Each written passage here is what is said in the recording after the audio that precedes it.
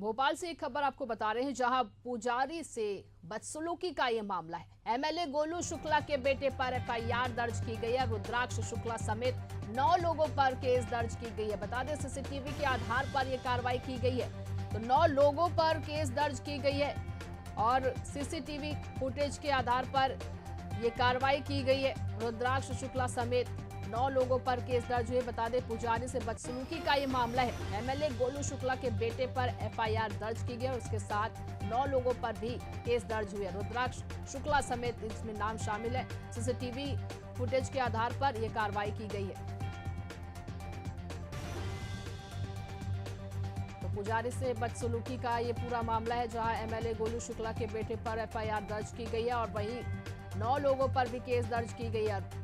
और बता दें, सीसीटीवी फुटेज में ये सारी जो चीजें वो सामने आई थी, जिसके बाद सीसीटीवी के आधार पर ही ये कार्रवाई की गई है। और ये सीसीटीवी फुटेज भी हम आपको दिखा रहे हैं, जहां रुद्राक्ष शुक्ला समेत 9 लोगों पर पुलिस ने केस दर्ज की है। सीसीटीवी के आधार पर यह कार्रवाई की गई है। पुजारी से बदसलूकी का ये पूरा मामला है।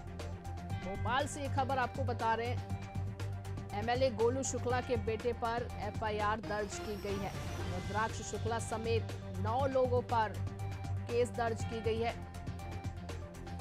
और सीसीटीवी के आधार पर यह कार्रवाई की गई। चलिए, ज्ञाना चंद्रा हमारी संवाददाता फोन लाइन से जुड़ गए, उनसे जानकारी लेते हैं।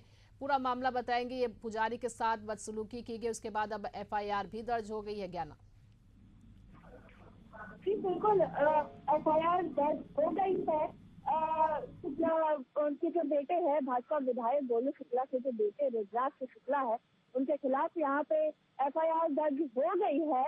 पर देखने वाली बात ये है कि पुजारी ने बयान भी दिया है इससे लेकर कि जो उनके बेटे हैं, भाजपा के विधायक, उनके जो बेटे हैं रुद्राक्ष शुक्ला, वो दरअसल जब ये घटना हुई थी तो उसके बाद वो वहां से निकल चुके थे।